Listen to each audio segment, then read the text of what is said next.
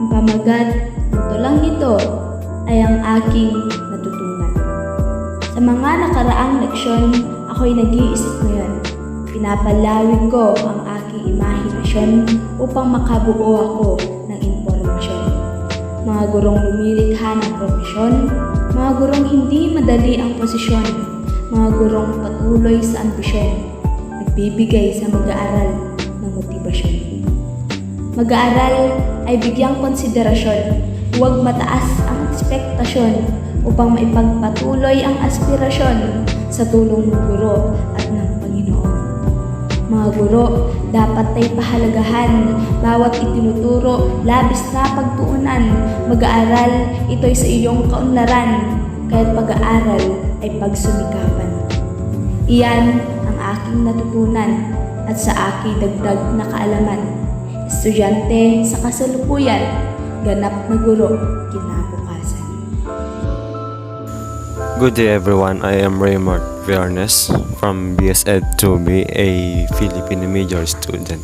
So what I have learned about the lessons? I learned about the lessons a lot, especially on how to become a effective teacher to the people around you and to your student. Being a teacher is not easy because it is challenging, exciting, and you have many responsibilities in your house, to your family, and especially to your student. So being an effective teacher, you must be well prepared on your topics and lessons before you teach to your children, kasi mahirap ang mag-discuss ng hindi ka handa sa iyong mga estudyante, sa harapan ng inyong mga estudyante, dahil maaari ka nilang tawanan at maaring maboring sila sa iyo kasi hindi mo alam yung mga tinuturo mo o hindi mo kabisado. Second is that you must be an approachable or considerate teacher. So, dapat ikaw ay isang uri ng tao na madaling lapitan, madaling sabihan at nakakaintindi sa kanyang mga estudyante. Kagaya na lamang ng samahan mo ang mga estudyante or sumabay ka sa kanila magmerienda sa kantin upang magipagkwentuhan, nang sa ganon ay magaan ang loob nila sa iyo at madali mong makuha ang kanilang attention kapag ikaw ay nag-discuss. Ang pagiging considerate naman ay yung pag-consider mo sa kanilang sitwasyon, lalong-lalo na yung mga slow learner na estudyante, pati yung mga estudyante na madaming problema sa bahay nila, sa kanilang pamilya, at yung mga estudyante na nagsusumikap upang makapag-aral. So, bilang isang guro, dapat taglay mo din yon, yung flexible ka na makisalamuha sa iyong mga estudyante at sa mga taong nakapaligid sa iyo. At huli naman, pangatlo, bilang isang guro, dapat ikaw ay may mahabang pasensya, lalong-lalo na sa iyong mga estudyante, dahil may iba't iba at halo-halong uri ng mga estudyante. May mga makukulit, may mga pasaway, may mga asar, at meron din yung mga puro gulo na lang ginagawa. So dapat bilang isang guro, dapat ikaw ay may mahabang pasensya at marunong kang i-handle yung mga ganoong sitwasyon, at huwag puro init ng ulo ang i-apply mo sa kanila dahil mas lalo ka lang nilang aasarin. My name is Mimi Abartarun. About my learning in this topic, I've learned a lot of things, but some of this make me inspired for being a future teacher. First, you must need to get your requirements for your profession, such as passing your bar exam, get LPT or license, etc. Teaching profession is not all about teaching or job, but also it is a role model of being a second mother to your student.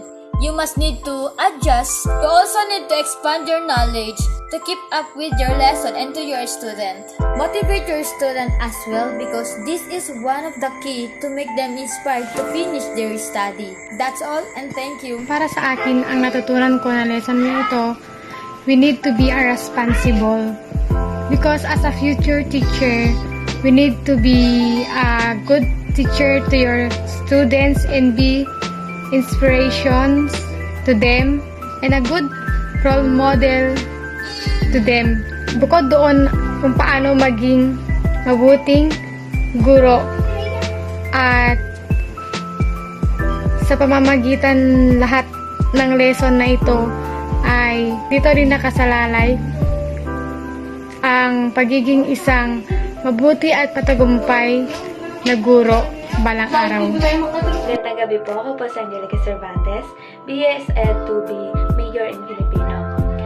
Sa akin po natutunan as a teacher, it means they should not only conduct their work in an effective manner, but work to improve their skills. Then, i-collaborate natin with the college and parents. Kailangan natin i-ano natin yung sarili natin to our student. As a future teacher din po, if I am, think creative about the challenge they faces. But if we expect teachers and school leaders to behave as professional, we should treat them as we are, how to be we are. And kung paano natin i-models o i-rule natin ang sarili natin sa mga bagay. Then, kailangan din po natin to know how to be respect to others. Then, kung ano po yung mga natutunan natin, i-share din natin po sa mga tao. And, the role of teacher is to inspire, mag-motivate, encourage, and education learners. Learners can be of any age and from and background. However, ito din po yung purpose para ma-guide natin ang mga estudyante at ang mga kapwa nating mga magiging future teachers din po. Para ma-refer natin to this who educated to young people sa mga school age around to 4 to 18 or some above of that age. Teachers serve many roles within a school environment. Marami pong klase ang mga teacher o mga role nila na ginagampanan. At maraming teachers ang ginagampanan at maraming teachers din po ang iba't ibang estilo kung paano magturo. Pero dito po sa natutunan ko, bilang teacher, kailangan na kung ano yung role mo, gawin mo ng tama at maayos. Then, i-push mo ito, then ituro mo kung ano yung mga natutunan mo sa iba, then ibahagi. Habang sinishare mo sa iba, natutunan mo din mga dapat mong tutunan, kailangan mo ipusige ng ipusige para maahamit mo pa ang gusto mo. But as a teacher, someday, if my dream come true or not, someday, I will teach somebody or children that I will teach them. Then, ang natutunan ko lang po talaga po dito is number 1 na kung ano po ang natutunan mo, ibahagi sa tao na kayo nangangailangan din po. Thank you po. Ganda gabi. Good day everyone. My name is Jamaica M. Lico from BS at 2B, Major in Filipino. So in this topic, I've learned that teaching is about creating an enabling and empowering environment that encourage others to find their strengths and passion and apply them in ways that create value in the world. So, being teacher is not easy. There's a lot of things that you must do in order to cope up and help the student to achieve their goals in life. So kahit mahirap, marami mang hassle, kung may dedikasyon at passion ka sa iyong pagtuturo o kaya ginagawa, ito ay magiging madali na lang sa iyo. Kaya napakahalaga ang ginagampanan ng isang pagiging guro sa ating lipunan. Kung kaya't sila ang nagiging gabay natin patungo sa kinabukasan Kaya't ginagawa nila ang lahat ng kanilang makakaya upang mapabuti ang kanilang minamahal na estudyante. Good day everyone, I'm Sarah Miti Tagba from BS Ed 2B, major in Filipino. What I've learned in the different models and standards for teaching effectiveness and the characteristics of an effective teacher is, as a teacher, we should quick to admit for being wrong. Huwag dapat tayong magalit kung kinokorek or tinatama man tayo ng ating estudyante.